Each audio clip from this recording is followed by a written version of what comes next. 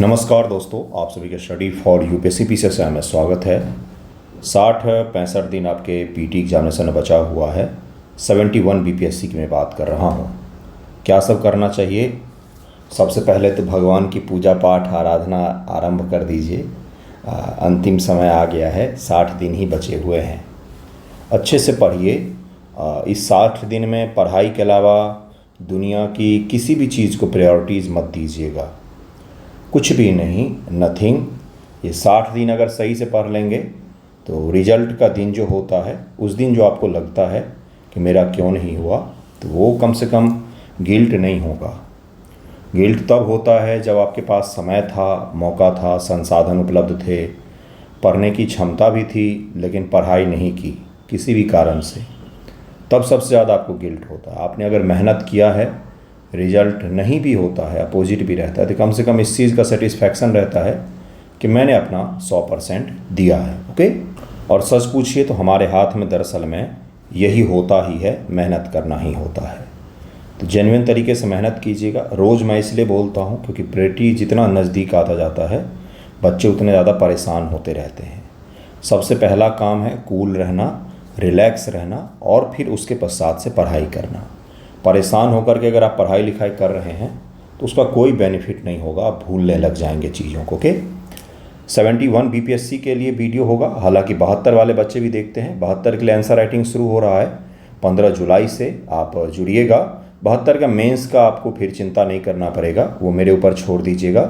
काफ़ी सारे बच्चे 6 ग्रुप मिला करके मेरे 120 से ज़्यादा बच्चों ने पीटी क्वालिफाई किया। छोटा सा एक संस्थान है ऑनलाइन, 120+ पीटी पास वाले ग्रुप में तो 200 से ज़्यादा बच्चे हैं, लेकिन उसमें से 100 से ज़्यादा बच्चे बाहर के भी हैं जिन्होंने कहीं और से पढ़ाई की है। लेकिन 120+ में 6 ग्रुप हैं करीब में, उनमें से मिला करके 70 बीपीएससी पीटी पास किया, मेंस दिया है। बहुत सारे बच्चों का अच्छा भी गया है मेंस। तो ऐसे ही नहीं होता है, आप जब जुड़ेंगे तो आपको पता चलेगा कि आपके साथ आपसे ज़्यादा मेहनत मुझे करना पड़ता है। बिहार स्पेशल का अगला वीडियो होगा ये, जिसमें आज हम लोग क्या सब पढ़ेंगे, ध्यान से पढ़िएगा कृपया करके। आज आपको काफ़ी डिटेल में कई सारी चीज़ें मैं पढ़ाऊँगा, जैसे कि कौन सा चैप्टर, तो बिहार की नदियाँ, अपवाह तंत्र, ड्रेनेज सिस्टम कहा जाता, अपवाह है, अफवाह नहीं है। एक बार मैंने सवाल लिखवा रहा था बच्चों से, मैंने अपवाह की जगह अफवाह लिख गया था, ऑटो टाइप हो गया था। अफवाह तंत्र, अपवाह तंत्र होता है ड्रेनेज सिस्टम। ड्रेनेज सिस्टम क्या होता है? बहुत ही छोटा सा सवाल, क्या होता है ड्रेनेज सिस्टम बंधुओं?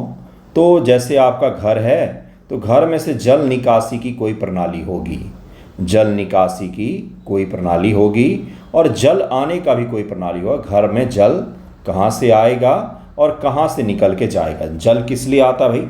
पीने का पानी आता है, बाकी घर के काम के लिए पानी आते हैं, वो भी किसी सिस्टम का भाग होगा। और घर का निकास प्रणाली होता है। घर का निकास प्रणाली मतलब घर में अगर आप घर को धो रहे हैं या घर में कोई भी पानी यूज हो रहा है तो वो निकल के कहाँ से जाएगा? तो घर का ड्रेनेज सिस्टम है, जिससे होकर के घर के पानी निकलते हैं। इसी प्रकार से हर कॉलोनी का होता है, गांव घर में भी अब नाले होते हैं तो वो उसका ड्रेनेज सिस्टम है। और इसी प्रकार से हर शहर का होता है, हर देश का होता है, हर राज्य का होता है। तो बिहार राज्य के ड्रेनेज सिस्टम यानी कि जल आने और जल बाहर जाने के जो प्रणाली है, वही बिहार का ड्रेनेज सिस्टम है।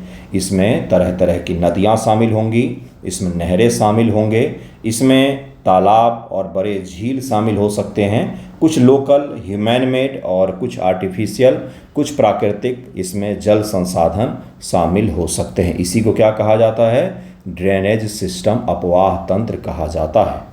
किसी भी देश की इकोनॉमी का, किसी भी सभ्यता का, किसी भी सिविलाइजेशन का आधार होता है ड्रेनेज सिस्टम। बिना इसके कोई भी सिविलाइजेशन, कोई भी इकोनॉमी बन ही नहीं सकती है।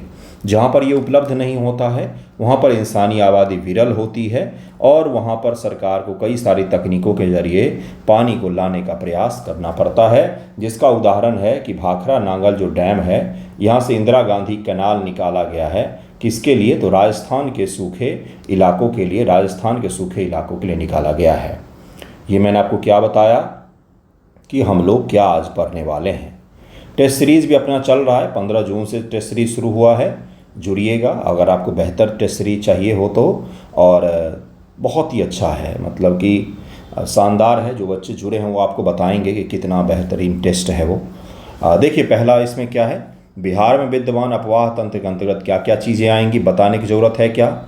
नदियाँ, झील, जलप्रपात, आर्द्र भूमि, वेटलैंड। आर्द्र भूमि क्या होता है, बच्चे डर जाते हैं शब्दों को देख करके। 72 बीपीएससी के लिए भी मैं पढ़ा रहा हूँ, इसलिए बिल्कुल बेसिक से लेकर के मैं चलूँगा। आर्द्र भूमि का मतलब होता है, आर्द्र का मतलब होता है जल हो, भीगा हुआ हो। भूमि का मतलब मिट्टी, तो भीगा हुआ मिट्टी यही आर्द्र भूमि कहलाता है। तो क्या भीगा हुआ मिट्टी जहाँ पर दलदली इलाका हो, पानी हो, क्या ये केवल प्रकृति ही बना सकता है क्या? बिल्कुल भी नहीं। एक धान का खेत है, ये भी एक आर्द्र भूमि का उदाहरण हो सकता है, मैन मेड आर्द्र भूमि हो सकता है, आदमी का बनाया हुआ है। और एक जैसे कि कांवर लेक है, कांवर लेक जो है ये भी एक आर्द्र भूमि में आता है। ये क्या है, ये प्राकृतिक रूप से बनाया गया है, प्राकृतिक रूप से बना हुआ है, तो ये भी आर्द्र भूमि का उदाहरण हो जाएगा। यानी कि किसी भी राज्य में, किसी भी क्षेत्र में मौजूद जल के जितने स्रोत होते हैं वो सब के सब अपवाह तंत्र का हिस्सा होते हैं। इन अपवाह तंत्र के अंतर्गत विभिन्न नदियों से निकाली गई नहर, नलकूप, तालाब, कुओं के माध्यम से संपूर्ण प्रदेश में सिंचाई की जाती है। मैं आपसे अनुरोध करूंगा कि कृपया ध्यान से देखते जाइएगा ताकि आप कुछ सीखें। अपना वीडियो एक भी नहीं होता है कि जिसमें मैं आपको बताऊं हेलो मित्रों ये पद आ गया है, क्या करूं मैं बता करके। आपको एग्जाम देना, पद ढूंढिए खुद से। मेरा काम है आपको पढ़ाना, इसीलिए ध्यानपूर्वक देखिएगा। सबसे पहली नदी कौन सी, तो नदीतमा। वर्तमान में नदीतमा किसको कहा जाता है? ऋग्वैदिक काल में नदीतमा किसको कहा जाता था? सरस्वती नदी को। वर्तमान में नदीतमा कौन सी है? नदियों में माता किसको कहा जाता है? गंगा मैया को कहा जाता है। गंगा जी हैं नदीतमा फिलहाल में तो सबसे पवित्र और सबसे ज़्यादा रिलीजियस नदी तो यही मानी जाती हैं। मूल रूप से यह नदी भागीरथी के नाम से गंगोत्री हिमनद कहाँ पर है भाई? ये तो उत्तराखंड में है, देवप्रयाग उत्तराखंड में है। भागीरथी व अलकनंदा के संगम के बाद इसे गंगा के नाम से जाना जाता है। भागीरथी व अलकनंदा नदी का जब संगम हुआ तो इसको गंगा के नाम से जाना जाता है। गंगा नदी की लंबाई कितनी है? तो 2 बार 25-25 लिखना है, 2 बार 25-25 लिखना है। 2525 किलोमीटर की इसकी लंबाई है, ये इसकी लंबाई है। बिहार में इस नदी की लंबाई कितना है? तो 445 445 किलोमीटर। रटा हुआ होना चाहिए ये सब, प्रीलिम एग्जाम का फैक्ट है। धीरे धीरे करके पढ़ेंगे ताकि एक भी सवाल ना छूटे। जल्दबाजी किस चीज़ की है? बिहार में यह नदी पश्चिम से पूर्व की ओर मुख्यतः, अब चलते जाइए, मैप बना लेते हैं, छोटा सा मैप बनाते हैं। बिहार इसी प्रकार का है, आयताकार है। बिहार किस प्रकार का है? तो आयताकार है। ये गंगा नदी आ रही है और यहाँ से निकल करके चली जाती है, बीचों बीच गंगा बह रही है। अब जरा देखिए, बक्सर यहाँ पर आ गया, भोजपुर ठीक उसके बगल में, फिर सारण ऊपर चले जाइए, पटना नीचे है, वैशाली ऊपर है, समस्तीपुर ऊपर है, बेगूसराय ऊपर है, खगड़िया नीचे आ गया, मुंगेर फिर यहाँ पर आ गया, भागलपुर, कटिहार जिलों से प्रवाहित होती है। तो ये सारे के सारे जो हैं ये सब गंगा नदी के किनारे हैं। गंगा नदी के किनारे टोटल 12 जिले बिहार में मौजूद हैं, 12 जिले बिहार में मौजूद हैं। ओके, यह नदी चौसा बक्सर के पास बिहार प्रवेश करती है। कहाँ से? चौसा के समीप में बिहार प्रवेश करेगी और कटिहार बिहार एवं साहेबगंज झारखंड के बीच सीमा बनाते हुए पश्चिम बंगाल में प्रवेश कर जाती है। क्या झारखंड में ये बहती है? झारखंड को बस टच करती है। गंगा जी तो टच भी कर ले तो कोई चीज़ पवित्र हो जाता भी, तो झारखंड को बस टच करते हुए, पवित्र करते हुए साहिबगंज में जहाज़ों के टर्मिनल का भी निर्माण किया जा रहा है वाटरवे पर। तो नेशनल वाटरवे 1 जो है उस पर साहिबगंज में जहाज़ के लिए टर्मिनल का निर्माण किया जा रहा है। तो साहिबगंज झारखंड के बीच सीमा बनाते हुए पश्चिम बंगाल में चली जाती है, जहाँ पर हुगली नाम से बहती है इसकी एक धारा, हुगली। अब जरा देखेंगे कि बिहार में इसमें कौन कौन सी नदियाँ मिलती है भाई, और सारी नदियाँ पूर्व से पश्चिम क्रम में याद होना चाहिए, सब के सब क्रम में याद होने चाहिए। बिहार में इसमें बाईं ओर, यानी कि कोई नदी अगर ऐसे बह रही है तो ये इसका मुंह हो गया, नदी का मुंह हो गया। वैसे मुहाना अलग होता है, जहाँ से नदी निकलती है वो होता है ना, सॉरी, जहाँ पानी गिराता है वो होता है। ये इसका मुंह हो गया, ये इसका मुंह हो गया, ये इसका मुंह हो गया, ठीक है। उद्गम स्थल बोलते हैं, जहाँ से निकलता है उसको उद्गम बोलते हैं। ये मुंह हो गया, तब इसका लेफ्ट कौन सा होगा? ये वाला हिस्सा लेफ्ट हो जाएगा और नीचे वाला हिस्सा राइट हो जाएगा।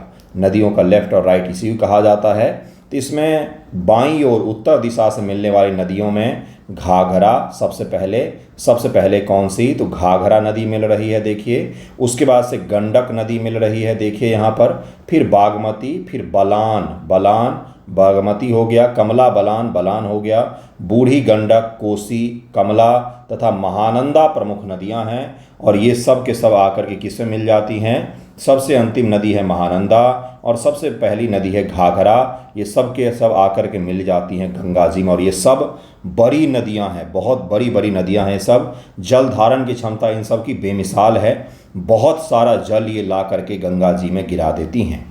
इसमें दाईं और दक्षिण से मिलने वाली नदियों में सोन, सबसे पहले सोन यहाँ पर आ गया।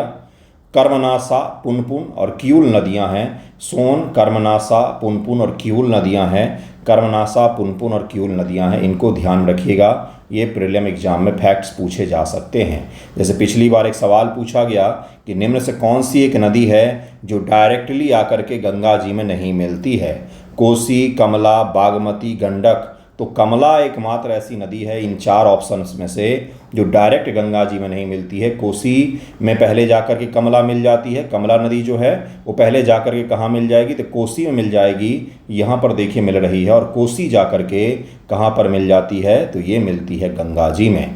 गंगा नदी का बिहार में सबसे लंबा फैलाव पटना जिला में है, क्योंकि पटना जिला को अगर आप ध्यानपूर्वक देखेंगे, ये बिहार है, ये गंगा जी हैं, तो पटना जिला ऐसे है, उसकी लंबाई ज़्यादा है और गंगा के किनारे में ही लंबाई ज़्यादा है, चौड़ाई पटना जिला की कम है। पटना जिले में गंगा नदी की कुल 99 किलोमीटर है, यानी कि 445, अभी याद करवाया था मैंने, 445 किलोमीटर में से 99 किलोमीटर अप्रॉक्स 100 किलोमीटर कहाँ पर है, तो पटना में ही है, पटना में ही गंगा जी लगती हैं। तो ये ध्यान रखिएगा। और सबसे छोटा कहाँ पर है, सबसे छोटी सीमा किस राज्य, किस ज़िले के साथ में है, ये आपको मुझे बताना है। कुछ तो मेहनत आप भी करेंगे। अगली नदी है घाघरा, सरयू जिसको कहा जाता है। इस नदी का उद्गम तिब्बत के पठार पर मानसरोवर झील के पास स्थित मापचोचुंग हिमनद ग्लेशियर से होता है। मापचोचुंग नाम है इसका, अब क्या कर सकते, ऐसा ही नाम है। बिहार में इस नदी की लंबाई मात्र 83 किलोमीटर है, 83 किलोमीटर है। देखिए आप खुद ही, दरअसल में यूपी में इस नदी की लंबाई बहुत ज़्यादा है, बिहार प्रवेश करते ही अपना मुहाना गंगा जी में बना लेती है ये, ठीक है।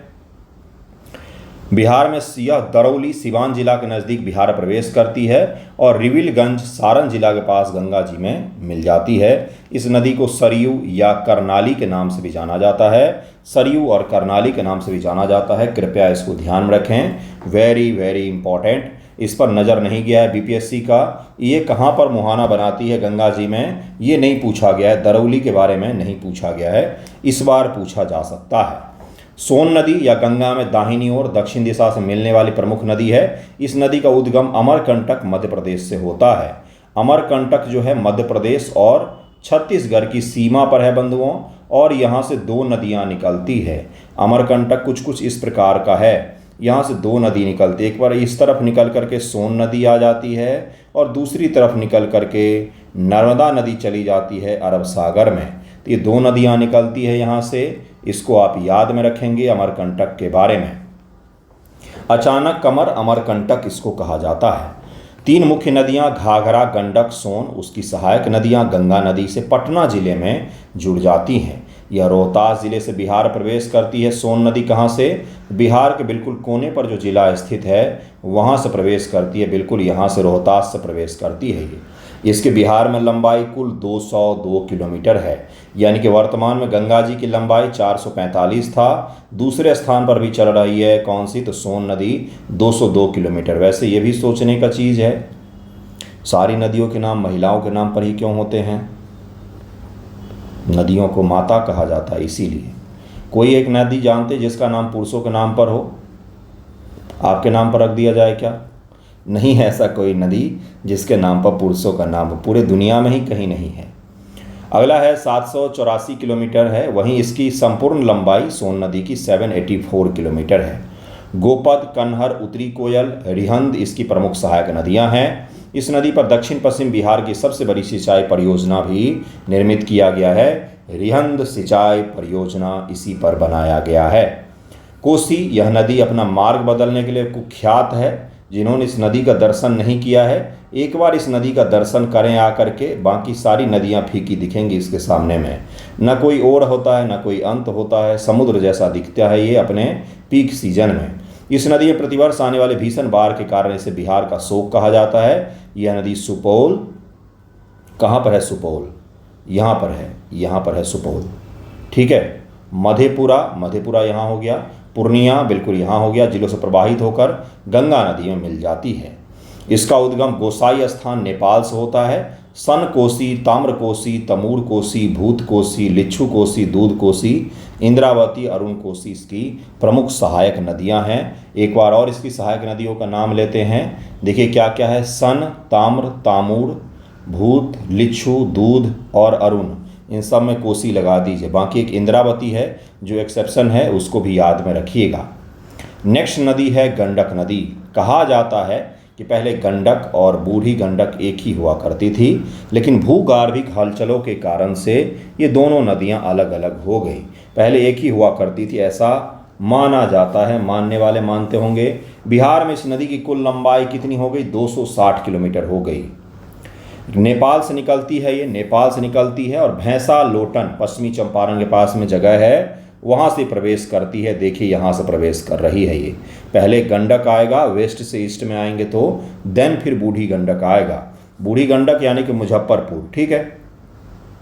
यह नदी पश्चिमी चंपारण, गोपालगंज, सारण, मुजफ्फरपुर जिलों से प्रवाहित होते हुए सोनपुर, सारण व हाजीपुर, वैशाली के मध्य गंगा नदी में मिल जाती है। सप्त गंडकी, काली गंडक, नारायणी, सालीग्राम और सदा नीरा इस नदी के अन्य नाम हैं। इसके नाम हैं ये सब, ये इसके नाम हैं। और ऋग्वेद में कहा गया है कि गंडक के पूर्वी प्रदेश को, गंडक के पूर्वी प्रदेश को, ये जो पूर्वी प्रदेश था गंडक का, इसको कहा जाता था व्रात्य प्रदेश, व्रात्य प्रदेश ऋग्वैदिक काल में। फिर धीरे धीरे यहाँ पर प्रचार प्रसार हुआ, आर्य संस्कृति का, आर्यन संस्कृति का प्रचार प्रसार हुआ। तो उसके बाद कहा गया क्या कि इससे नीचे मत जाओ, गंगा नदी से नीचे मत जाओ, ये हो गया व्रात्य प्रदेश।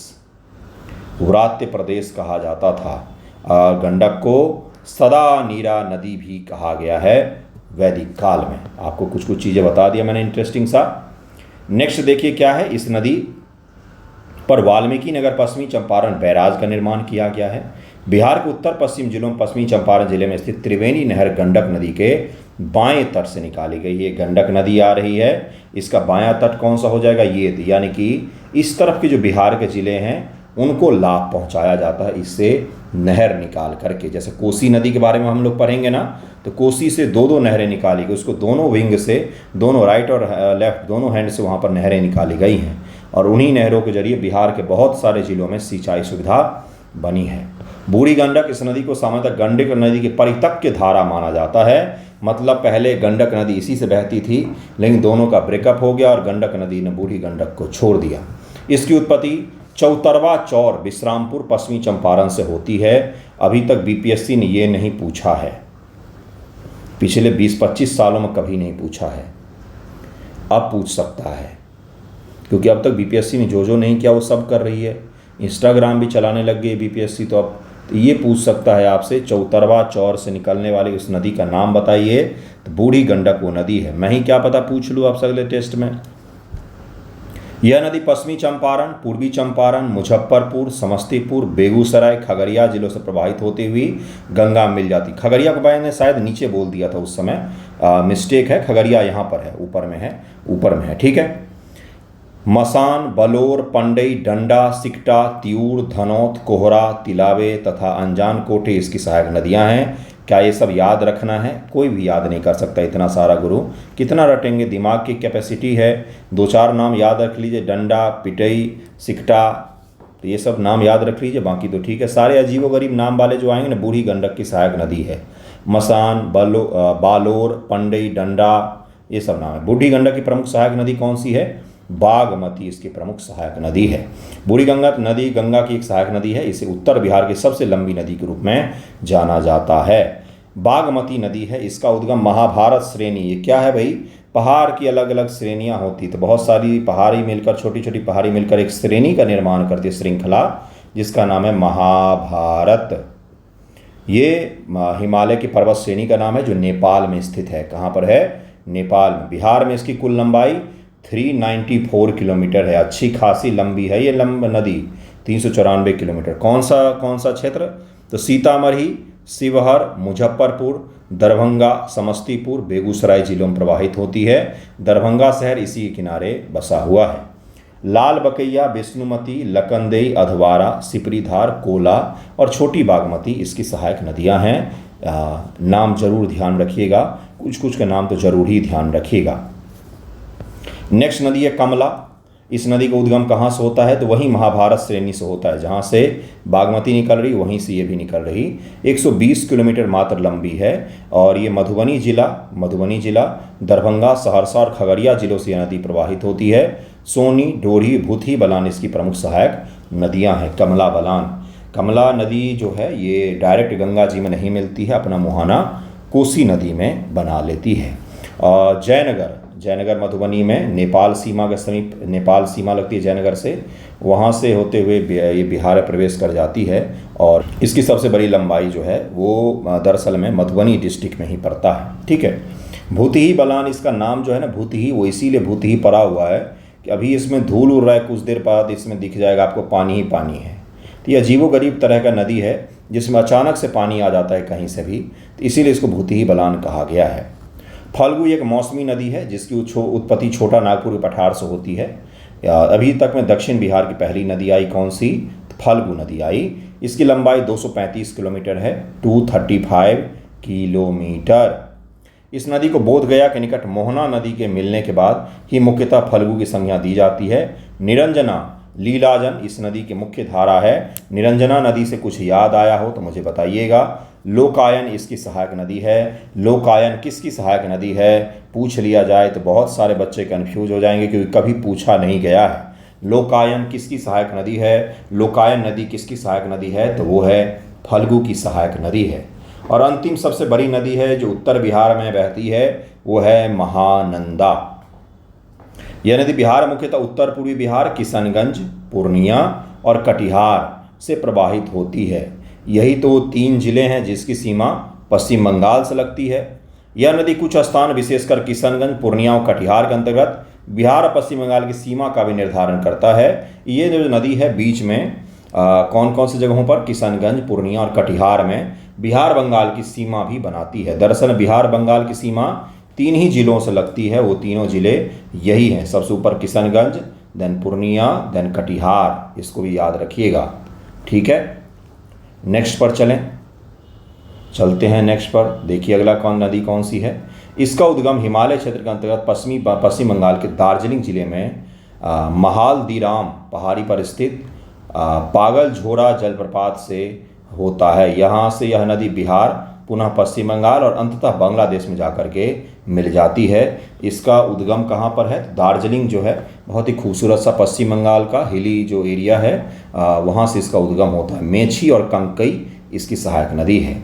2 और नदी बच गए हैं जो दोनों दक्षिण बिहार के हैं। कौन कौन से? पहला है पुनपुन और दूसरी है कर्मनासा। कर्मनासा बोलते थे इसको, अगर पार किया तो कर्मनाश हो जाता था, इसीलिए कर्मनासा कहा जाता था इसको। ठीक है, हाँ भाई यही सही है। सोन नदी को इसलिए सोन कहा जाता है क्योंकि उसमें सोना मिलता था। सही बात है भाई, ये सोना वहाँ से मिलते थे।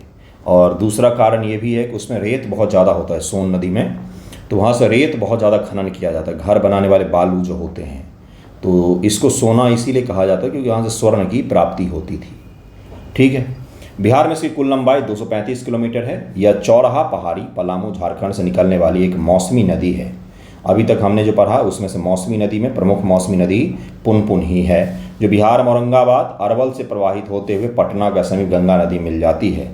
तो ये भी पटना के पास ही आ जाती, सबको पटना ही पहुंचना है। सहायक नदियां दीर्घा, मोरहर और रामरेखा इसकी सहायक नदी है।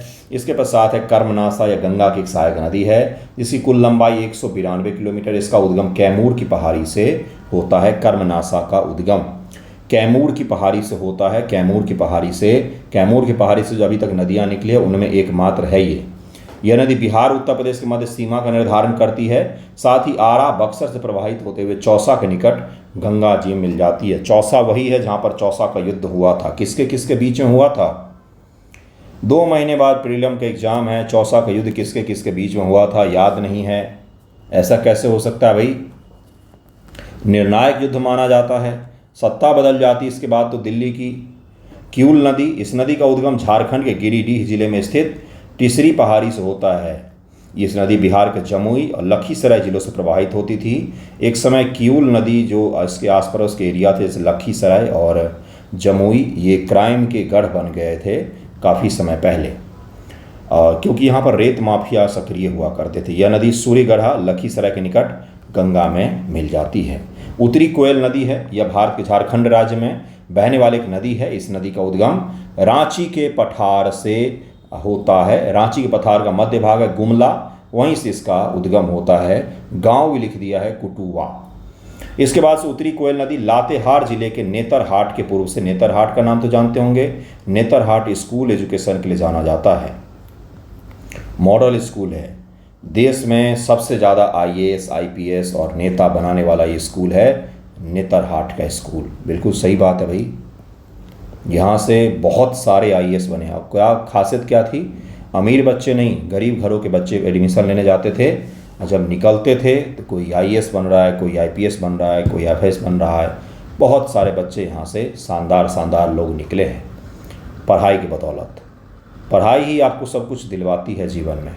चलिए आगे बढ़ते हैं। पलामू जिले के हैदरनगर से पश्चिमोत्तर में सोन नदी विलय हो जाती है। स्वयं गंगा नदी की एक उपनदी है। उत्तरी कोयल नदी की कुल लंबाई 260 किलोमीटर है और यह सोन नदी में अपना मुहाना बनाती है और सोन नदी गंगा नदी में अपना जल गिराती है।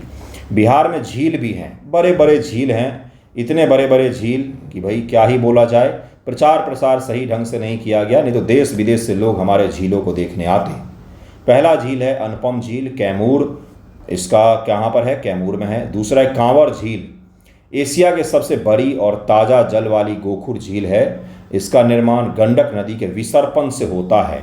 सर्प जानते हैं, विसर्प, इस एक प्रकार से एक नदी ऐसे बहती है, मैदानों में नदियाँ ऐसे बहती है। ठीक है, अब होगा क्या जरा ध्यान से देखिएगा। क्या होगा? यहाँ पर एक छोटा सा खेला होगा। धीरे धीरे करके जो नदी यहाँ पर बह रही थी, यहाँ से अपर्दन होना शुरू हो जाता है। अपर्दन होना यहाँ पर शुरू, क्योंकि यहाँ पर मोड़ है, यहाँ पर अपर्दन होना शुरू हो जाता है। धीरे धीरे नदी जो है वो यहाँ से जाकर यहाँ मिल जाती है डायरेक्ट। अब ये जो परितक्य लाइन है, ये छोटा सा एरिया झील बन के रह जाता है, झील बन के रह जाता है। इसी को कहा जाता है नदियों द्वारा निर्मित झील है। ये नदियों द्वारा निर्मित झील है। गोखुर झील, देखिए इसके दिखेगा गाय के खुर के जैसा दिखेगा, गोखुर झील इसको कहा जाता है। कुशेश्वर स्थान झील, ये दरभंगा जिले में है बंधुओं, दरभंगा है ऐसे तो यहाँ पर दक्षिणतम भाग में है कुशेश्वर स्थान झील। अद्भुत है। कुशेश्वर स्थान महादेव का मंदिर भी बड़ा सा फेमस है, कुशेश्वर स्थान झील दरभंगा। अगला है गोगा बील, ये कटिहार में है, बड़ा ही फेमस है ये भी गोगा बील।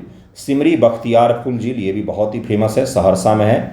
बरेला झील, बरीला भी कहा जाता है, जानते ही होंगे इसके बारे में, वैशाली में है। अद्भुत झील है ये सब के सब। ठीक है, अगला देखिए क्या है, गर्म जलकुंड है बिहार में कुछ उसको भी देख लेते हैं। गर्म जलकुंड से ऐसे जलकुंडों से होता है जिससे स्वतः ही प्राकृतिक स्रोत से गर्म जल निकलते रहते हैं, जैसे कि सूर्य कुंड, सप्तधारा ब्रह्म कुंड, गोमुख कुंड, नानक कुंड, ये सारे के सारे राजगीर में हैं। दूसरे नंबर पर ऋषि कुंड, जन्म कुंड, भीम बांध, रामेश्वर कुंड, सीता लक्ष्मण, भरारी कुंड, पंचत कुंड, अग्नि कुंड, ये सारे के सारे, अग्नि कुंड को छोड़कर ये सारे के सारे कहाँ थे? मुंगेर में थे। अग्नि कुंड गया में और सिंगार ऋषि कुंड मुंगेर में।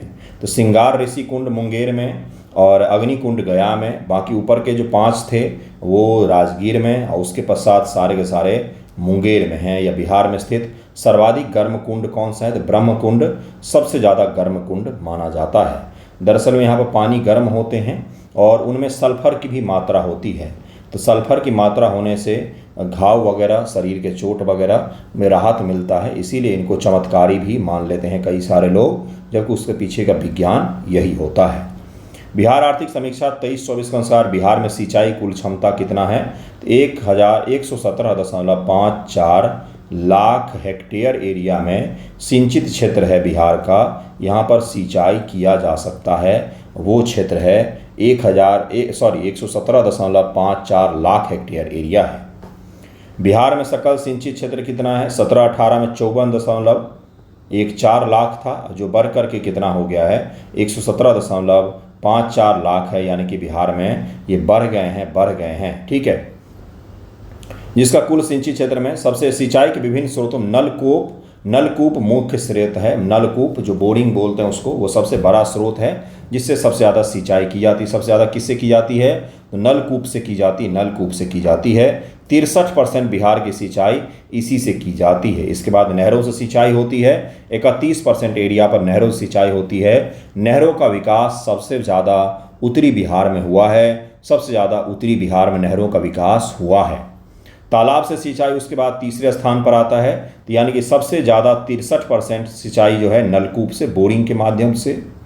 दूसरे स्थान पर 31% जो है ये किसके माध्यम से? वही तो ये हो गया आपका तालाब के माध्यम से, नहरों के माध्यम से। उसके बाद से 2.2% तालाब के माध्यम से सिंचाई की जाती है। इसको याद में रखिएगा। बाकी इतना सारा डेटा याद में नहीं रखना है, बिल्कुल भी नहीं रखना है। इतना सारा डेटा कैसे पढ़ पाएंगे? सकल सिंचित क्षेत्र सबसे अधिक 4.32 लाख हेक्टेयर रोहतास में था। सबसे कम 0.25 लाख हेक्टेयर शिवहर में है। यानी कि रोहतास ज़िला बिहार के दक्षिण पश्चिम में स्थित जिला जो है, जहां पर बिहार का धान का कटोरा भी इसको कहा जाता है। उत्पादन, कृषि से जुड़े हुए चीज़ें बहुत ही शानदार है यहाँ का रोहतास का। और वो रोहतास ज़िला जो है वहीं पर सबसे ज़्यादा सिंचाई वाले क्षेत्र विद्यमान हैं बिहार सरकार के अंतर्गत। सबसे कम शिवहर जिला, लंबाई चौड़ाई बहुत कम, छोटा सा जिला, वहाँ पर इसका सबसे कम है। पश्चिमी चंपारण में 1.64 लाख और औरंगाबाद में है तीसरे स्थान पर। राज्य में नहरों से कुल सिंचाई में 3 जिले संयुक्त रूप से 38% हिस्सा कवर करते हैं। वहीं पर 21-22 के नलकूपों से सर्वाधिक सिंचाई समस्तीपुर में किया जाता था। उसके बाद से सीतामढ़ी और नालंदा का नाम था, जहाँ पर बोरिंग का सबसे ज़्यादा उपयोग किया जाता था। बोरिंग का उपयोग वहीं पर ज़्यादा होगा जहाँ पर नहर प्रणाली विकसित नहीं है। तो समस्तीपुर के पास कौन सा नहर होगा भाई? नहर प्रणाली वहाँ पर विकसित नहीं है। इसे ऐसे ही नालंदा के पास भी कोई खास नहर प्रणाली नहीं है, तो वहाँ पर बोरिंग से सिंचाई अधिक की जाती है। ये सब फैक्ट्स को याद में रखिएगा। 21-22 में सर्वाधिक 2.27 लाख हेक्टेयर शुद्ध सिंचित क्षेत्र रोहतास में था, जिसके बाद 1.85 लाख हेक्टेयर औरंगाबाद में और 1.58 लाख पश्चिम चंपारण में ये शुद्ध सिंचित क्षेत्र थे 21-22 ईस्वी में। क्या हमें ये सब याद रखना है? बिल्कुल भी नहीं, ये याद नहीं रखना है। नेक्स्ट पर हम लोग चलते हैं। नेक्स्ट क्या है इसमें? तो बिहार की प्रमुख नहरें हैं, जिसको हम लोग नेक्स्ट वीडियो में कवर कर लेंगे, ताकि एक वीडियो में सारा फैक्ट मैं आपको बता दूंगा तो भूलने लग जाएंगे। इसलिए नहरों का अलग वीडियो रखेंगे, नदियों का इस वीडियो को रखते हैं। सिंचित क्षेत्रों को याद करने की बिल्कुल आवश्यकता नहीं है। जो इकोनॉमिक सर्वे में सिंचित क्षेत्र आएगा वही केवल कवर करना है। धन्यवाद आप सभी का वीडियो देखने के लिए। पसंद आया हो तो शेयर कर लीजिएगा वीडियो को। नहर में काफ़ी सारे नहरों को मुझे पढ़ाना है, एक वीडियो में कर लेंगे और इसके MCQ भी हम लोग साथ में ही कर लेंगे, ताकि MCQ भी कंप्लीट हो जाए साथ में। ठीक है, जुड़िएगा। 72 BPSC के लिए काफ़ी अच्छा रहेगा। मेंस की आपको चिंता नहीं करनी पड़ेगी, वो फिर मेरी चिंता हो जाएगी। जुड़िएगा ज़रूर। धन्यवाद आप सभी का।